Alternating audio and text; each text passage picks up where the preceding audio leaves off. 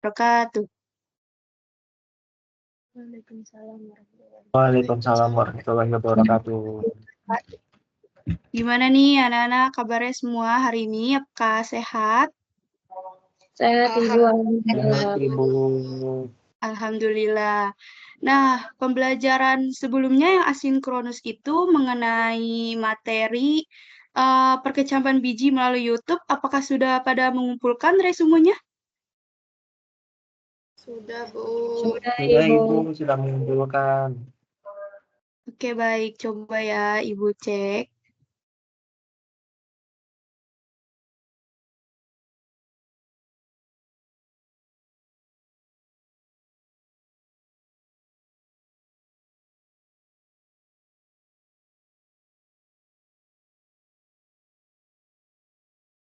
Iya, di sini sudah pada mengumpulkan ya, ada dari Maya, Akmal, Nila. Nah, boleh nih dari anak-anak, salah satu dong siapa yang mau menjelaskan dari pembelajaran resume ini?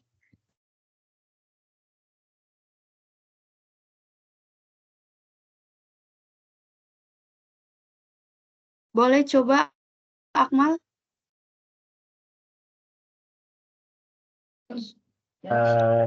Iya, Ibu.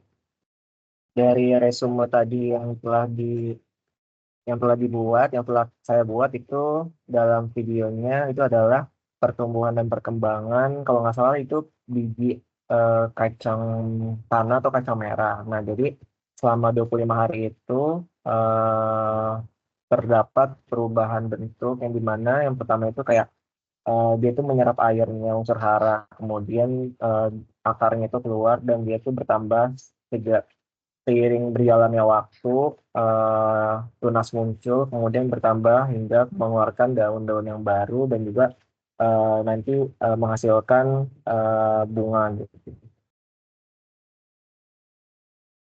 Oke, baik. Terima kasih, Akmal. Oh iya, kita belum berdoa ya, anak-anak. Boleh dong pimpin salah satu siapa yang mau mulai doa pembelajaran hari ini? Saya Ibu.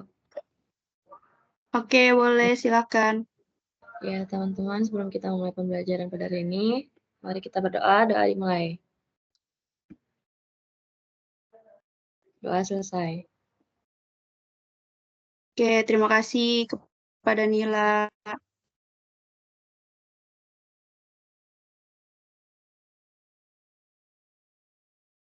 Eh,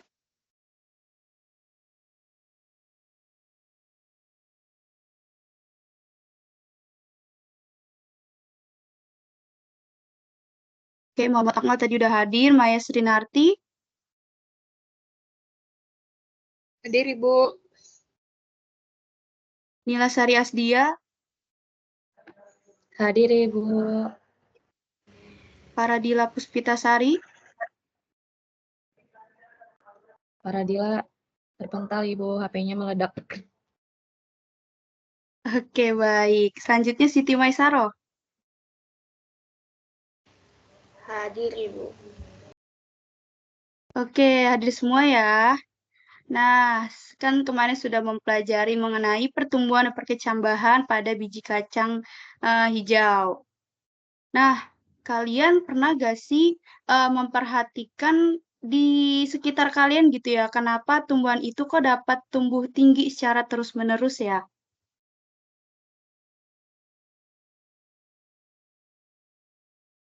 Dia tumbuh, Ibu, jadi semakin meninggi. Kenapa tuh Nila alasannya? Dia mengalami pertumbuhan karena makhluk hidup ciri-cirinya kan tumbuh ya, Bu. Jadi tanaman jadi dia bertumbuh, Ibu. Semakin besar. Iya, oke. Terima kasih Nila. Jadi, ini sangat terkait ya dengan materi kita pada siang hari ini.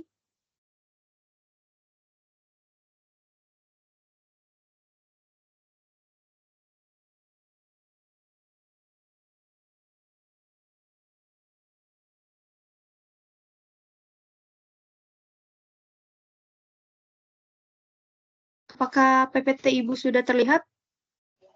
Sudah, Ibu. Udah Ibu.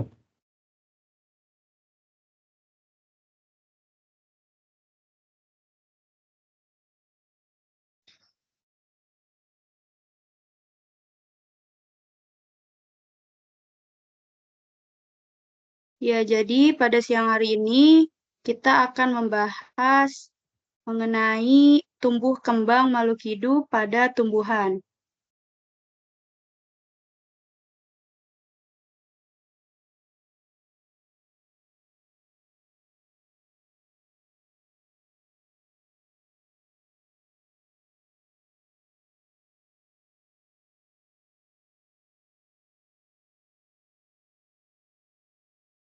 Sebentar ya anak-anak, ini loading. Oke.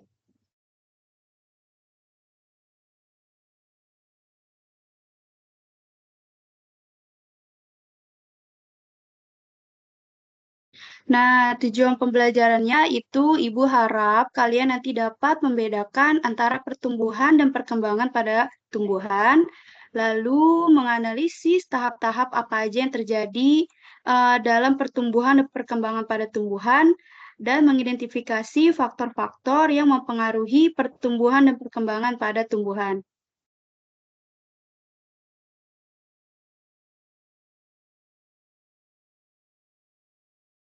Nah, di sini ada dua gambar nih anak-anak. Menurut kalian apa sih dari kedua gambar ini? Apa gitu yang terlintas di pikiran kalian menurut gambar ini?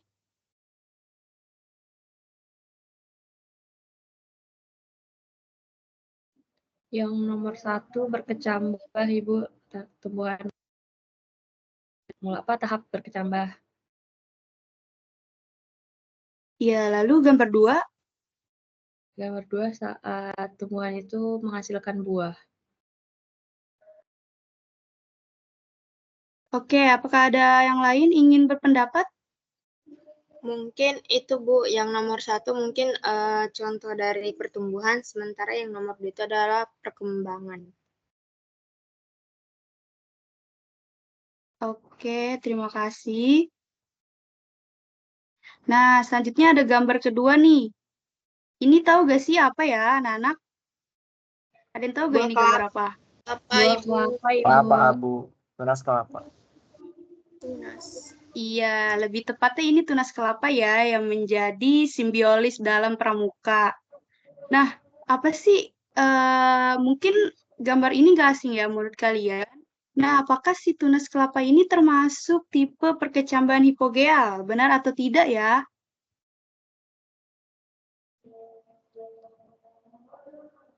Benar. Bingung, Ibu.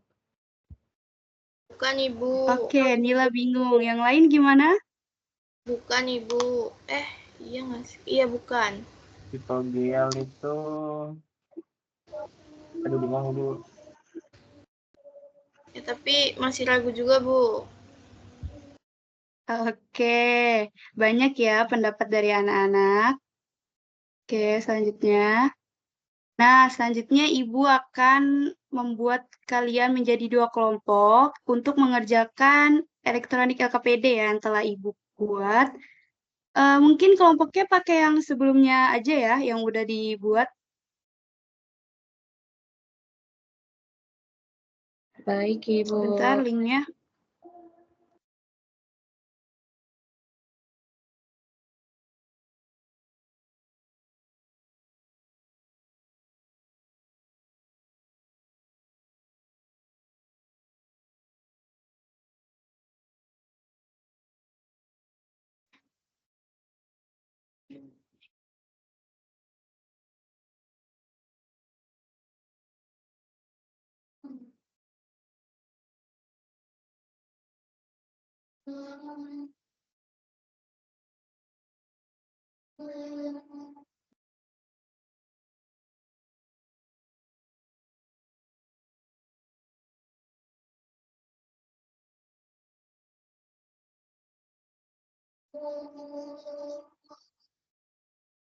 Oke, itu ya anak-anak linknya. Apakah sudah bisa dibuka?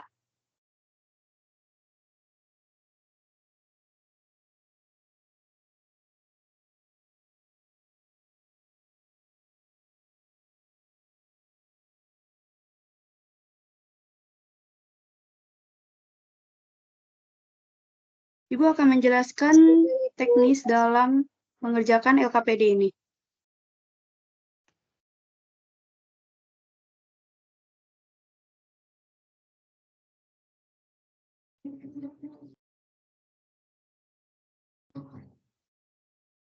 Apakah sudah bisa dibuka, anak-anak?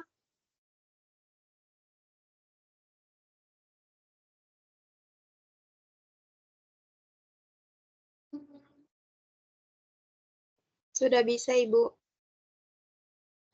Oke, jadi di kegiatan 1, itu bisa dikerjakan oleh kelompok 1, dan di kegiatan 2, bisa dikerjakan oleh kelompok 2 ya.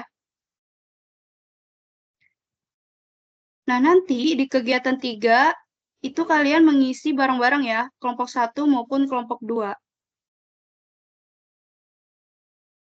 Yang mana di kegiatan 3 ini ada isian singkat, yang mana kelompok 1 memberikan kesimpulan dari kegiatan 1 yang kalian kerjakan, lalu begitupun kelompok 2. Nah, yang isian titik-titik ini, itu yang atas untuk kelompok 1, yang bawah untuk kelompok 2 ya. Oke, Ibu pantau ya pengerjaan kalian dalam Canva ini.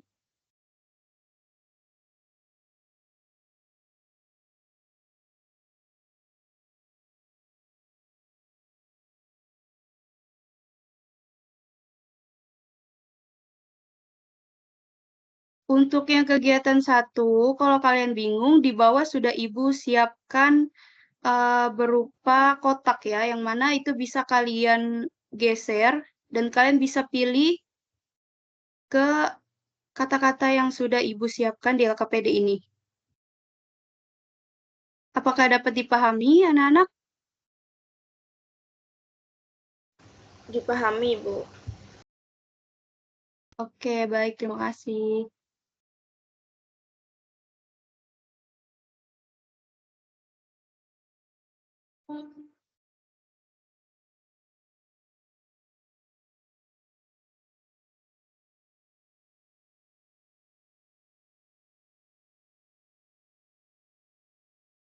Ibu beri waktu 5 menit ya.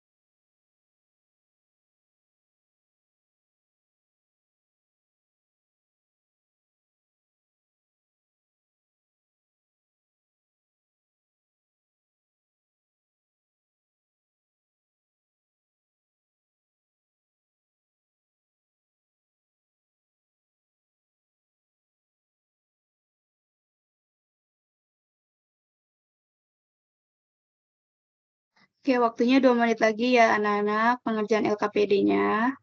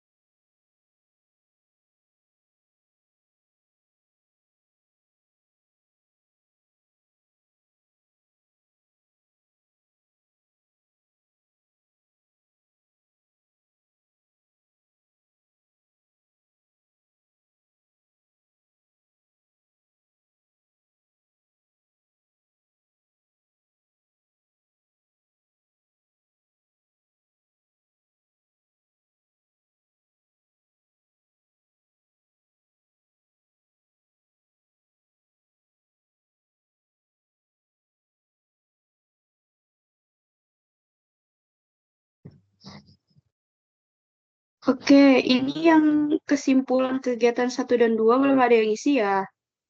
Dipercepat ya anak-anak.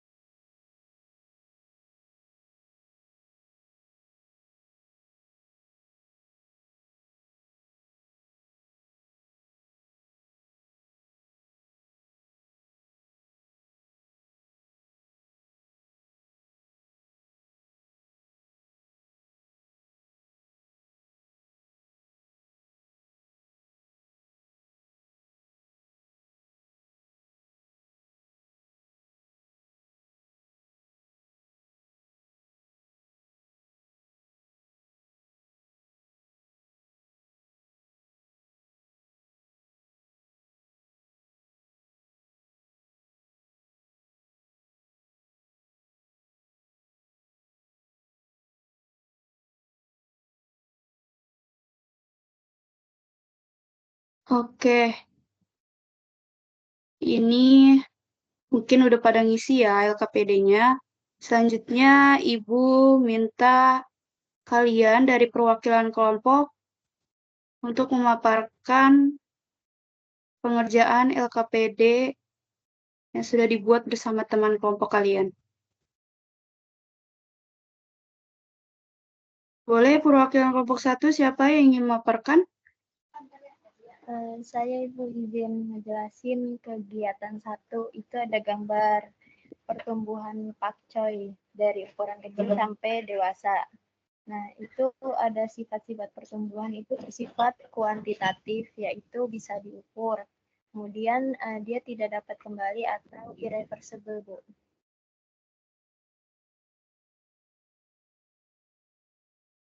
Oke. Terus untuk yang isian singkatnya apa aja isi?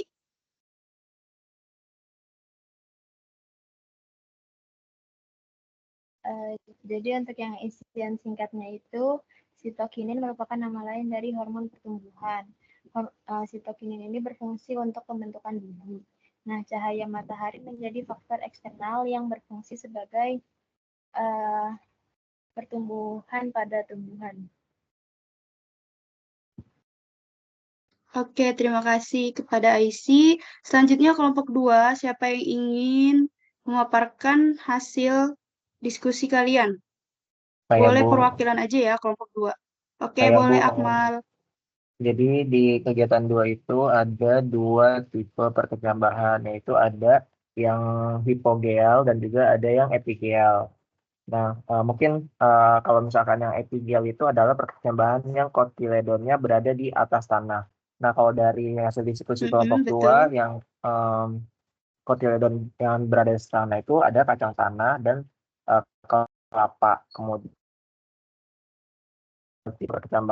perkecambahan hipogeal yaitu yang perkecambahan kotiledonnya berada di bawah tanah, yaitu ada bawang merah dan juga ada jagung. Oke, yang isian singkatnya Akmal?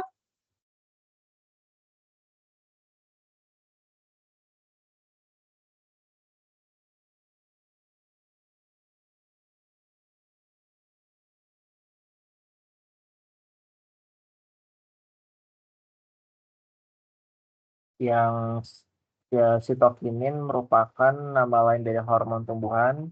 Hormon tumbuhan sitokinin berfungsi untuk pembentukan biji. Cahaya matahari menjadi faktor eksternal yang berfungsi sebagai pertumbuhan pada tumbuhan. Kemudian pertumbuhan primer terjadi karena pertumbuhan meristem apikal yang terdapat pada ujung akar dan batang. Pertumbuhan sekunder terjadi karena meristem lateral yang terdapat pada vaskular kambium. Pertumbuhan dan perkembangan pada makhluk hidup tumbuhkan dipengaruhi oleh faktor internal dan faktor eksternal.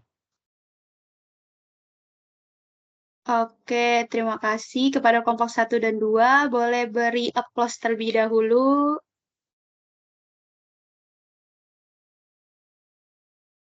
Oke, baik. Nah, selanjutnya kita akan masuk ke materi. Simak materi berikut ya, anak-anak. Nah, kita masuk ke konsep pertumbuhan dan perkembangan.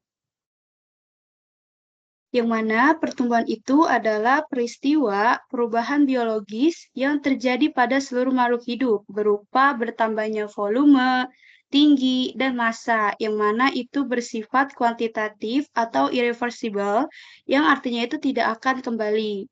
Nah, proses ini itu dipicu oleh pembelahan sel dan pembesaran sel yang terjadi secara terus-menerus. Maka tadi kan anak-anak sudah mengerjakan LKPD, jadi itu adalah gambar tidak. Yang awal tadi Ibu tanyakan ada 2 gambar. Nah, gambar pertama itu mengenai gambar pertumbuhan yang mana epigelnya ini dia ada di luar. Nah, epigel di luar ini itu termasuk perkecambahan hipogeal.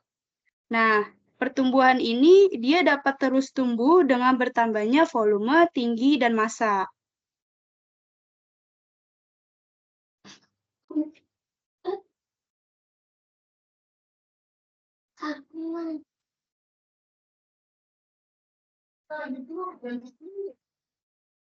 Nah, selanjutnya perkembangan nih. Perkembangan ini ada di gambar 2 tadi kan, yang ada pohon mangga. Ini merupakan dari bentuk perkembangan si tumbuhan, yang mana itu terjadi melalui proses diferensiasi dan spesialisasi sel dengan menuju tercapainya kedewasaan, yang bersifat kualitatif dan reversibel. Nah, perbedaan dengan pertumbuhan tadi itu dia bersifat kuanti yang mana bisa diukur dan bersifat irreversibel atau tidak bisa kembali. Sedangkan kalau untuk perkembangan ini dia bersifat kualitatif atau tidak bisa diukur dan bersifat reversibel atau dapat kembali.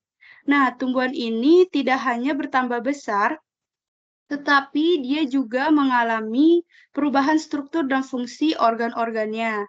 Nah, contohnya itu pada gambar ini, itu muncul buah mangga yang sebagai tanda kesiapan untuk reproduksi.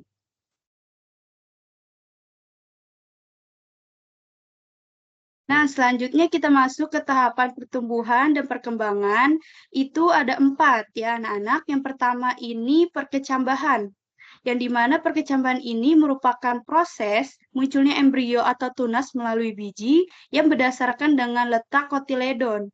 Nah, perkecambahan ini ada 2, yang tadi sudah kalian kerjakan di LKPD, itu ada perkecambahan yang namanya hipogeal.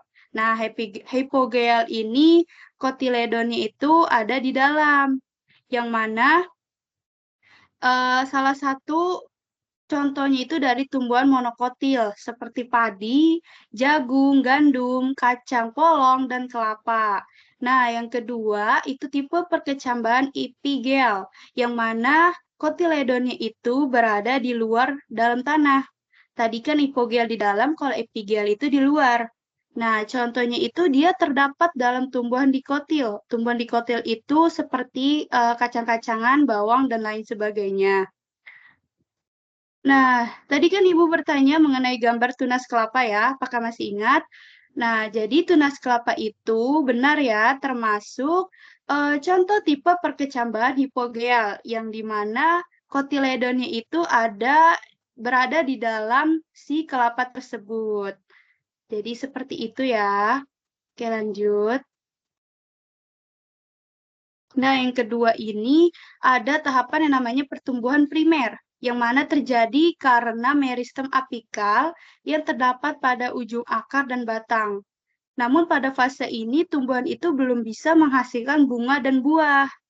Nah, yang ketiga itu ada yang namanya pertumbuhan sekunder, yang mana terjadi karena adanya meristem lateral yang terdapat pada vaskular kambium. Nah, perbedaannya kalau yang primer ini karena meristem apikal, kalau yang pertumbuhan sekunder karena meristem lateral. Nah, fase dalam pertumbuhan sekunder ini itu dia dapat bertambah besar diameter batang yang terjadi akibat aktivitas si sel-sel meristem di xilem dan floem.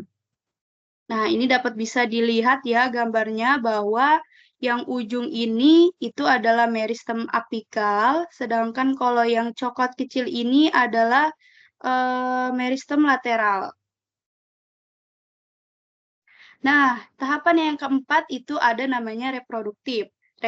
Reproduktif ini terjadi pada pembentukan dan perkembangan kuncup-kuncup bunga, buah, dan biji, atau pada pembesaran dan pendewasaan struktur penyimpanan makanan, akar-akar, dan batang yang berdaging. Nah, tadi yang gambar mangga itu sudah muncul sudah muncul buah ya, buah mangga. Nah, itu dia sudah masuk yang namanya tahap reproduktif. Seperti itu anak-anak. Oke, lanjut. Nah, faktor-faktor nih, kita masuk ke faktor-faktor yang mempengaruhi pertumbuhan dan perkembangan pada tumbuhan. Nah, faktor ini terbagi menjadi 2 nih. Ada faktor internal dan eksternal. Apa sih, Bu, perbedaan dari faktor-faktor itu? Nah, kalau faktor internal itu, dia terjadi melalui di dalam tubuh tumbuhan itu sendiri. Sedangkan kalau faktor eksternal itu terjadi di luar tubuh tumbuhan. Nah, faktor internal ini terbagi menjadi 2. Yang pertama ada gen dan hormon. Gen ini pasti kalian tidak asing kan dengan istilah sifat genetik yang dibawa dan diturunkan kepada induk ke generasi selanjutnya, yang mana itu mempengaruhi sifat makhluk hidup dan mempengaruhi bentuk tubuh, warna bunga, dan rasa buah. Nah, yang kedua itu hormon. Hormon ini atau disebut juga hormon tumbuhan itu fitohormon sebagai zat yang berperan dalam mengendalikan berbagai fungsi di dalam tubuh tumbuhan. Nah, selanjutnya ada jenis-jenis hormon tumbuhan itu ada 7. Yang pertama ada auksin, ini dia memacu proses pemanjangan, pembelahan, dan diferensiasi sel. Sedangkan yang kedua giberlin itu untuk pembentukan biji, dan yang ketiga itu etilen untuk pematangan buah dan perontokan daun. Yang keempat ada sitokinin untuk merangsang pembentukan akar dan cabang tanaman. Yang kelima ada asam absitat untuk proses penuaan dan gugurnya daun. Dan yang keenam ada kaulin untuk proses organogenesis tanaman. Yang ketujuh ada asam tromalin untuk regenerasi sel apabila mengalami kerusakan jaringan. Nah, selanjutnya yang kedua ini faktor eksternal, ini ada 5. Yang pertama cahaya matahari itu sangat membutuhkan, itu tanaman sangat membutuhkan cahaya matahari untuk fotosintesis. Terus yang kedua itu nutrisi sebagai sumber energi dalam proses metabolisme tumbuhan, dan air dan kelembapan itu mempengaruhi untuk tanaman itu penguapan, dan yang keempat itu suhu yang berpengaruh dalam kerja enzim, dan yang terakhir itu 5, itu tanah, itu dia berperan sebagai tempat persediaan air, udara, dan unsur hara bagi si tanaman tersebut. Nah, kita masuk ke sesi tanya jawab. Apakah ada yang masih bingung dengan pemaparan Ibu yang sudah dijelaskan tadi?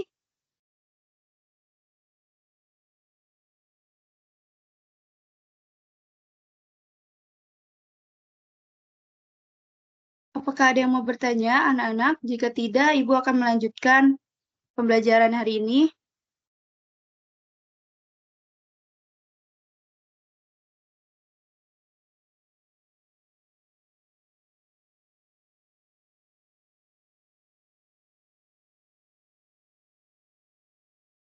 Halo anak-anak, apakah suara Ibu terdengar? Terdengar Ibu. Terdengar, Ibu. Oke, sepertinya Ibu, tidak ada yang Ibu mau bertanya ya. Saya mau nanya. Apakah ada yang mau Mau bertanya? nanya, Bu. Mau nanya. Oke, boleh Akmal. Mau nanya tadi seputar tunas kelapa ya kan. Tunas kelapa itu tadi masuk ke hipogel ya, Bu? Atau epi tadi, Bu? Hipogel, karena kotiledonnya itu ada di dalam si kelapa. Nah kan kalau misalnya kelapa itu bisa tumbuh enggak harus ditanam di tanah, berarti itu ya Bu yang menyebabkan dia juga jadi hipogel gitu ya Bu.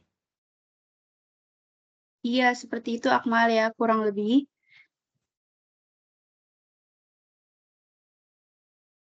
Oke, ada yang ingin bertanya lagi? Oke, sepertinya tidak ada ya. Saya lanjutkan ya. Nah, mari kita buat kesimpulan pembelajaran hari ini. Apakah ada dari anak-anak yang mau menyimpulkan pembelajaran hari ini? Saya boleh, Bu. Oke, boleh Aisy.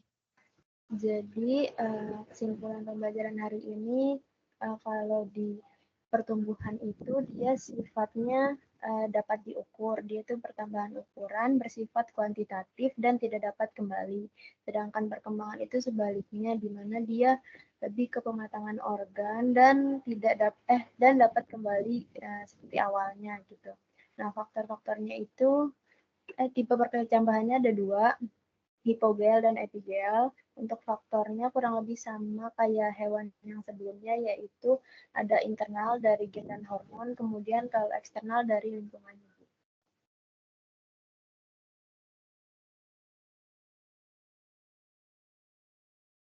Oke, terima kasih Aisy. Jadi benar ya, kesimpulannya itu pertumbuhan dan perkembangan itu beda ya. Bisa dilihat dari sifatnya, yaitu kuantitatif dan kualitatif, atau tidak dapat kembali dan bisa dapat kembali. Nah, lalu tumbuhan itu juga ada yang namanya tipe perkecambahan hipogeal, itu kotiledonnya di dalam, dan epigeal itu kotiledonnya di luar. Dan tumbuhan itu dipicu dengan 2 faktor, yaitu faktor internal dan eksternal. Faktor internal itu ada dari gen dan hormon, lalu kalau faktor eksternal itu ada dari cahaya matahari, suhu, tanah, dan nutrisi. Oke, lanjut. Kita main kuis terlebih dahulu yuk. Untuk Ibu pengen tahu untuk pemahaman kalian nih, sejauh ini yang telah Ibu jelaskan materinya ya.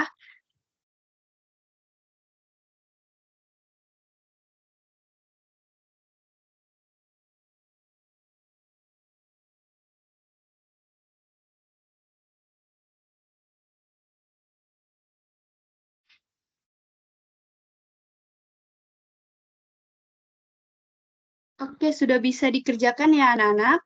Ada di kolom chat.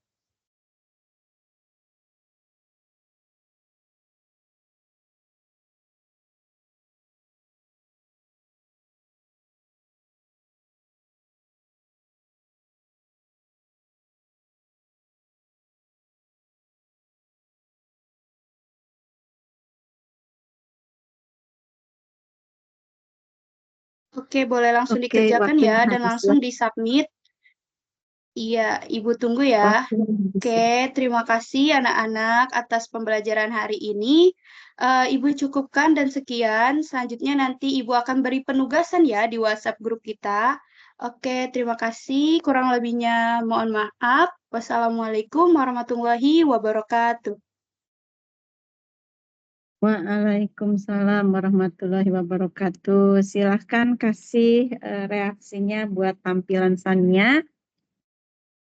Oke, itu apresiasi dari teman-temannya ya, Sania. Baik, silahkan menuliskan refleksinya dulu, guru model, siswanya komen, kemudian observernya mempersiapkan.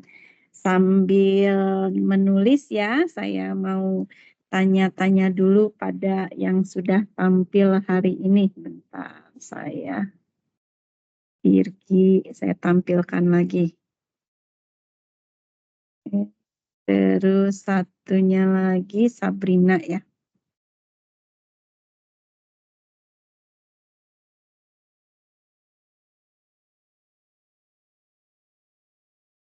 Oke, ya.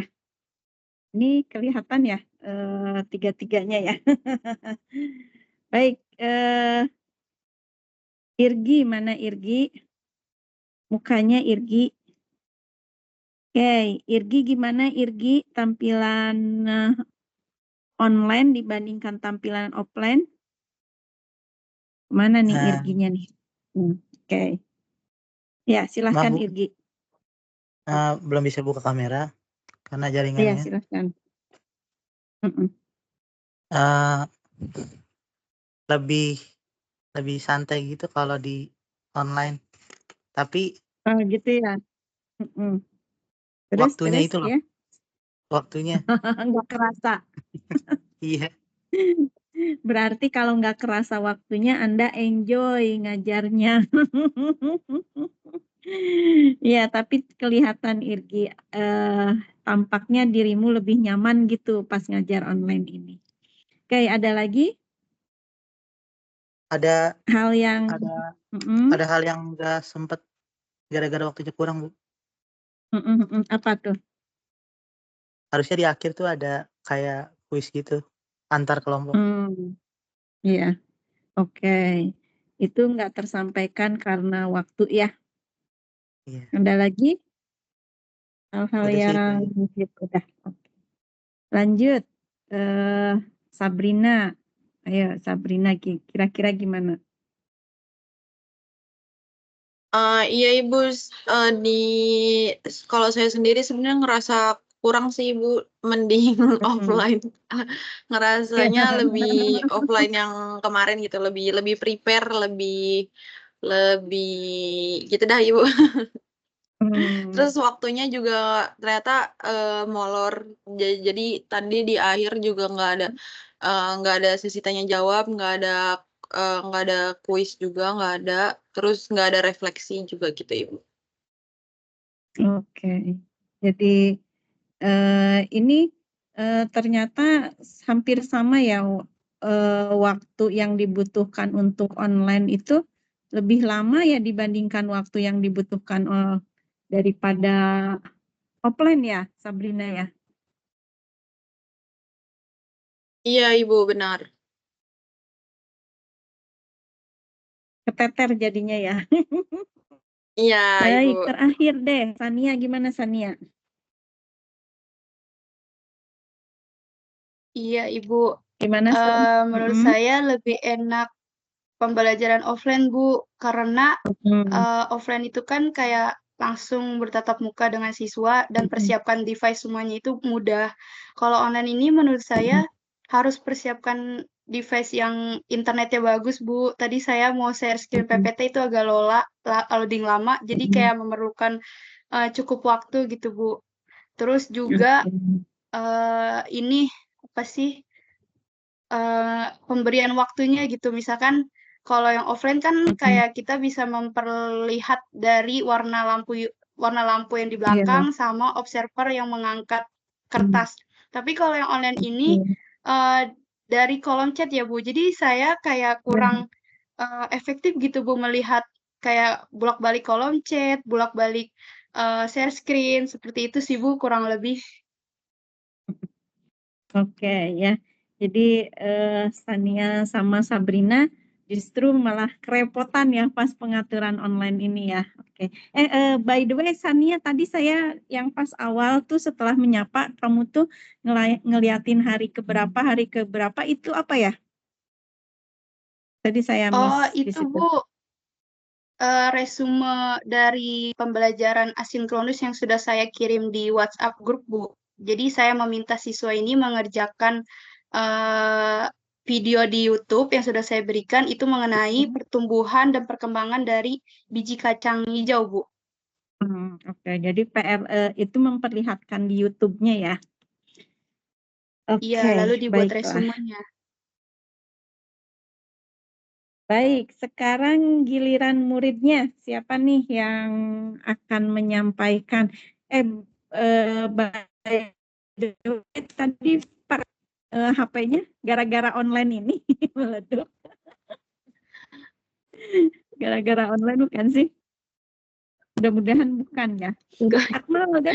HP-nya kepanasan. Oke. HP-nya kepanasan gitu. Ya, Akmal, silakan Akmal komen bagi semua Sabrina, Sania, sama Irgi ya. Silakan Iya Ibu, Akmal. saya mau komen pertama buat Irgi. Irgi ini di sesi online ini kelihatan lebih tenang ya Bu daripada yang offline kemarin. Kayak kelihatan banget itunya tenangnya. Terus juga penyampaian Irgi itu ringan. Jadi kita itu juga Dirimu kan murid ya? Bentar, Akmal murid ya? Iya Nah, Bu. pesannya sebagai murid aja. Murid Gimana kalau belajarnya? misalkan belajarnya enak sih Bu, ringan penyampaian si Irgi. Oke, Kalau Sabrina dia itu asik gitu Bu ke muridnya. Kayak interaksi saya sama Sabrina tuh asik gitu Bu. Oke. Terus Kalau dari Sania itu mungkin dari Sania itu lebih ngejelasin dari LKPD-nya tuh lengkap Bu. Jadi kita juga paham gimana kita buat ngerjain si LKPD-nya. Terus materinya juga bagus gitu. Di antara Bu Sabrina, Bu Sania, sama Pak Irgi, kamu nyaman belajar sama siapa? Kalau saya lebih nyaman sama Bu Sabrina. Bu Sabrina, oke. Baik, makasih ya Akmal ya. Silahkan observer.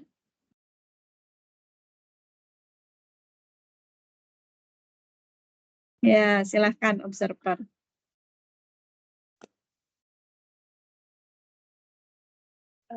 Iya Bu, buat observer hari ini ada saya, Shiva, sama Bu. Mungkin saya dulu ya Bu. Silahkan Nadia. Kalau tadi yang pertama itu Irgi, dia udah cukup lumayan bagus di awal, udah ada doa, nanya kabar, presensi, terus menyampaikan tujuan, terus juga dia udah ada umpan balik atau kayak apresiasi gitu buat murid yang tampil. Terus dia juga di bagian berikutnya udah sempet ada kesimpulannya gitu-gitu. Nah, cuman tadi di bagian Irgi dia ada post test, cuman post testnya itu nggak terlalu dibahas lebih lanjut. Jadi kayak cuman ngasih post test mungkin karena kekurangan waktu sama dari pertanyaan pemantiknya agak kurang. Terus kalau misalnya selebihnya bagus. Terus kalau misalnya Sabrina itu di bagian penutupnya kurang karena kehabisan waktu. Terus kalau Saninya kayaknya sudah lengkap, udah konstruktivisme juga. Cuman tadi kelebihan waktunya, gitu. Mungkin itu sih. Oke, baik. Selanjutnya silahkan setelah Nadia siapa? Civa? Apa siapa? Saya Ibu Nabila. Ya, silahkan. Ya, tadi Nabila, ayo. mungkin kalau misalnya ngelihat di IRGI, gimana kalau misalnya karena pembelajaran online mungkin ya Bu, jadi di antara tiga-tiganya sebenarnya itu ada jeda diemnya kan ya Bu, pasti karena mereka kan menunggu untuk anak-anaknya untuk mengisi. Cuma mungkin di IRGI itu menurut saya agak kurang interaktif sama muridnya aja gitu Bu. Terus tapi untuk pemaparan materinya dari ketiganya itu mudah dipahami dan jelas banget. Untuk Irgi juga, Sabrina juga, dan Sania. Nah di Sania ini pemaparan mengenai LKPD-nya itu juga dipaparin banget gitu. Jadi langkah pengerjaannya itu bagaimana itu mudah dimengerti dan di awal itu di Sania ada yang kayak bermain iya tidak gitu kan ya San nih tadi. Nah itu juga menurut saya cukup menarik gitu karena itu tuh menambah interaksi dengan murid. Mungkin itu Bu, dilanjut sama Shimel. Silahkan Siva. Siva Amelia.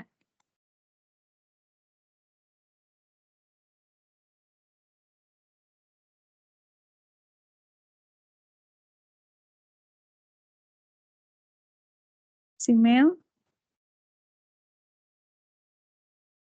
Simel izin nggak bisa on mic Ibu, ada di kolom chat. Oh iya. Oke. Ya, silahkan dituliskan di situ aja ya Simel ya. Oh itu udah ada ya. Baik, dari saya ya. Oke.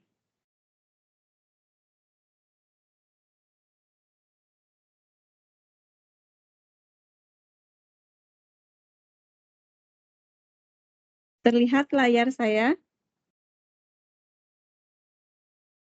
Terlihat ya? Apakah terlihat? Terlihat, oke.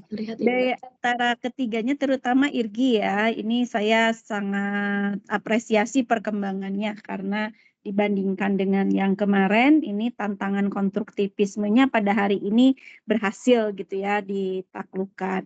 Cuma memang nanti dalam disadari atau tidak gitu ya, dalam hal pengajaran itu kemampuan untuk penguasaan materi itu sangat penting. Jadi paling tidak bagi Anda semua nih yang mau ngajar SMA, buku Campbell-nya dikuasai lah gitu ya itu.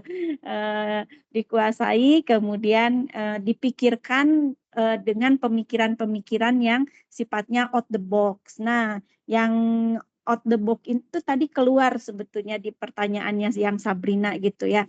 Apakah pertumbuhan antara hewan dan manusia itu sama gitu? Bagi kita mungkin yang belajar biologi sehari-hari ya akan ngejawabnya gini, ah ya sama kan itu sama-sama mamalia gitu ya. Sama-sama dalam kingdom animalia juga tuh si manusia juga ya pasti sama gitu. Itu karena kita kan yang sudah berpikir dan sudah belajar banyak ilmu terkait dengan biologi. Nah, tetapi bagi anak-anak yang mereka belajar biologinya dalam satu minggu itu hanya 3 jam ya gitu. Atau kalau kelas 2 itu berapa? 3-4 jam ya, 4 jam. Mungkin ini adalah sesuatu yang tidak terpikir juga oleh mereka bahwa mamalia dan bahwa hewan dan manusia itu bisa punya pertumbuhan atau perkembangan yang sama gitu ya, itu seperti itu. Nah, itu hal-hal yang seperti itu penting untuk dipikirkan, hal-hal yang misalnya untuk menumbuhkan pertanyaan pemantik itu tadi. Jadi pertanyaan pemantik yang hipotetik itu akan keluar atau akan muncul seperti di Sabrina ini kalau kita coba pikir pertama penguasaan materinya, yang kedua adalah out of the box-nya gitu ya. Kemudian yang menarik juga untuk yang di Sania hari ini kita bisa pelajari ya, itu sudah mensematkan untuk sinkronus dan asinkronus. Nah, sinkronus dan asinkronus ini penting dalam pembelajaran online ya. Kenapa penting? Karena itu tadi kalau kita di pembelajaran online itu senantiasa gitu ya untuk kita memberikan tugas-tugas yang sifatnya kelompok. Tadi sangat terasa sekali gitu ya misalnya ketika Anda sudah memberikan tugas kelompok entah itu di breakout room, entah itu apresiasi juga ya, ini mengisi sama-sama untuk di kanvanya ya gitu sehingga bisa dilihat sama-sama, itu juga bagus gitu ya. Nah, itu tapi kadang-kadang yang seperti itu tuh suka ada kendala-kendala gitu ya. Nah, kalau sifatnya mendiskusikan sih nggak apa-apa. Tapi kalau sifatnya sudah sesuatu yang hand-on, nah itu yang harus diberikan tugas itu di rumah. Jadi pembelajaran yang sifatnya online ini kemungkinan akan menjadi alternatif ya, karena setelah pandemi ini kan terjadi revolusi di dalam pembelajaran ya, yang asalnya manual menjadi digital gitu. Banyak sekali sekolah-sekolah yang pada akhirnya mereka berbasis digital. Nah, pembelajaran-pembelajaran yang sifatnya online, yang ada pekerjaan asinkronus dan sinkronusnya gitu ya, itu menjadi tantangan tersendiri setelah pasca pandemik ini. Nah, yang seperti apa sih yang bisa diasinkronuskan? Pertama yang untuk di Sania tantangan asinkronusnya oke gitu ya. Bisa terselesaikan di sini. Dia memberi tugas video, yang videonya itu harus diperhatikan oleh si siswa gitu. Cuman sayangnya memang karena pertumbuhan dan perkembangan ini sebetulnya bisa dilakukan secara hand-on, secara langsung gitu ya, dengan mereka menumbuhkan biji kedelai gitu ya dalam waktu 3 minggu sebelumnya atau 1 bulan gitu ya untuk melihat pertumbuhannya, daily-nya seperti apa, kemudian pada bulan apakah nanti bisa menentukan ya dikotil atau monokotilnya gitu ya dari tumbuhan yang tumbuh tadi. Nah, itu adalah bagian dari biologi yang menarik gitu, yang itu bisa dilakukan oleh mahasiswa-siswa secara asinkronusnya itu tadi. Jadi gimana sih kita mendesain tugas yang sifatnya asinkronus? Yang pertama harus dipikirkan adalah bahwa tugas itu hand-on dikerjakan oleh si siswa di rumah. Ada beberapa tugas kan yang memang juga susah gitu ya, kita kerepotan ketika harus dikerjakannya di pembelajaran online ataupun nanti pembelajaran langsung. Nah, itu bisa dilakukan secara asinkronus itu tadi. Jadi tugas-tugas yang sifatnya hand-on, tugas-tugas yang sifatnya proyek gitu ya, itu kita berikan secara asinkronus. Jadi ketika pas pertemuan awal tadi seperti Sania, kita bisa mengkonfirmasi tugas yang sudah dikerjakannya seperti apa, meminta mereka untuk presentasi sebentar dan seterusnya gitu ya. Nah, itu jadi catatan gitu ya. Tapi itu tadi karena apa? Kan di pembelajaran biologi itu kita harus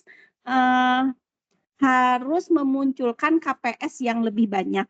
Bayangkan kalau kita meminta si siswanya nanam dengan melihat tayangan dari video, mana yang KPS-nya lebih banyak?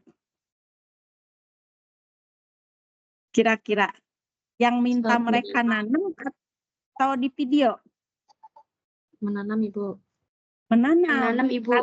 Betul, karena dengan menanam kita juga bisa memunculkan faktor-faktor yang lain. Dan ini ya, pertumbuhan dan perkembangan itu juga di SD, SMP, dan SMA itu sama.